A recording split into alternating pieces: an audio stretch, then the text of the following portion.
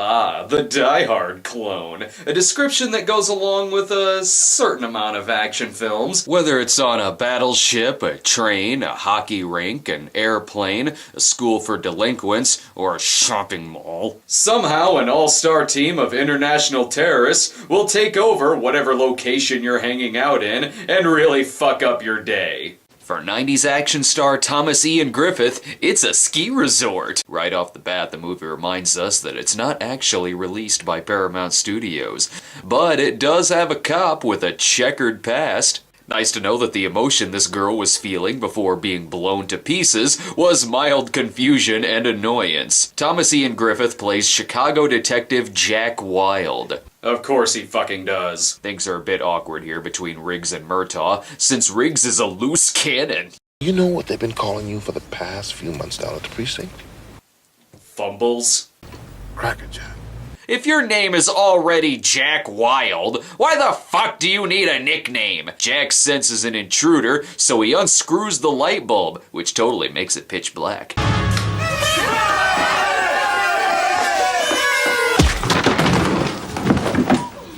The next time you're planning a surprise, you let me know. To help lift Jack's spirit, his brother and sister-in-law invite him to go on vacation with them to the Rocky Mountains. Looks like he's got his class photo unpacked and everything. He's ready to get this vacation started.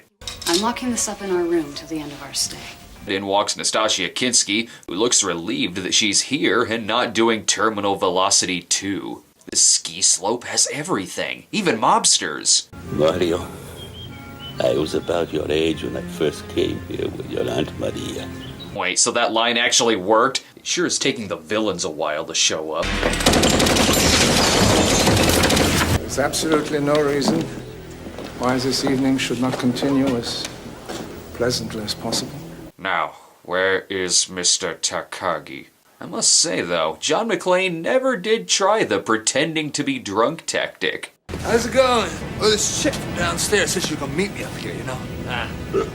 Maybe you don't. It's cool. That's okay.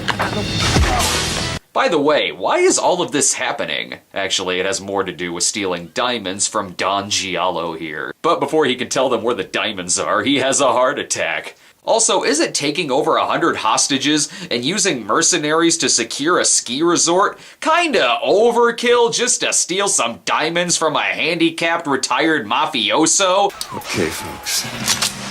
Crackerjack is back. There was no one there to hear him say that. I have here a complete list of guests and employees. Your names will be read out in alphabetical order. Aronson, Henry, and Eva.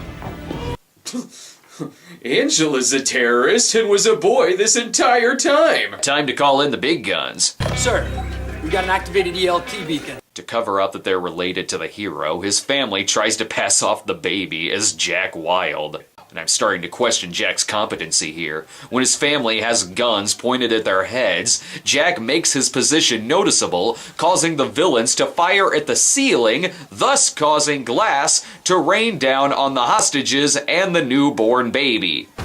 Don't kill him.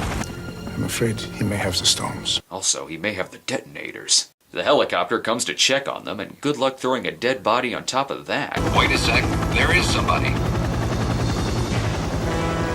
Why does it look like a helicopter explosion sort of turns him on? But this sparks Jack's memory that it was Christopher Plummer that killed his wife and kids. And why Plummer didn't recognize Jack's name from the guest list must mean that he knows more than one person named Jack Wilde. Soon enough, Plummer figures out who Jack's family is, and he didn't even need Richard Thornburg's help. Jack comes across that old prospector from earlier, who gives him a little backstory. They're gonna blow the glacier. And everything, this whole place is gonna be swept away. Why? They're just stealing diamonds! But as any good hero knows, Scotch saves everything. When Jack realizes that the diamonds are hidden in the ice cubes, Plummer shoots his brother, which I think pisses off Jack only because he can't punch him in the face anymore. And yeah, go ahead, just leave that one guy alive who will most likely stop you. Idiot. Wait, he's okay? Well, now Jack's gonna punch him in the face for ruining his flask. However, Carl/Stefan grows a conscience when Plummer says he wants to off the rest of the terrorists. Never! At this point, Plumber is gonna be a little late for his chopper ride.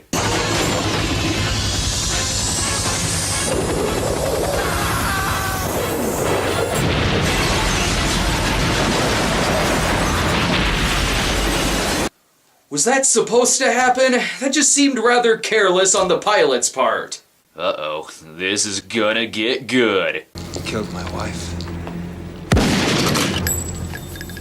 You killed my children. Oh, how in the hell did you let that happen? Oh, wait, so McClane is saved at the end by Carl? No, none of this seems right. He's supposed to get saved by Carl Winslow, not Carl the terrorist. The glacier is about to fall onto the resort. I seriously don't know about this movie. Plumber already didn't know where the diamonds were hidden. His plan was thwarted by Stefan not agreeing to kill his henchmen, and the glacier exploded right on top of them. I think this plan would have failed regardless of Jack Wilde being there. In fact, I think Jack may have gotten more innocent people killed. But at least he's gonna get laid, so there is that. There's no Argyle, so I guess they're just gonna have to walk home. Oh, the weather outside is frightful. Whoa, wait, the ending credits even separate the main cast from the terrorists, just like the end credits of Die Hard. And just like Die Hard, they were thieves, and not really terrorists. Even Bruno Mattei would call this movie shameless. But even though it's blatantly ripping them off, it does have extremely shallow qualities of Die Hard, which not even Die Hard 5 had that.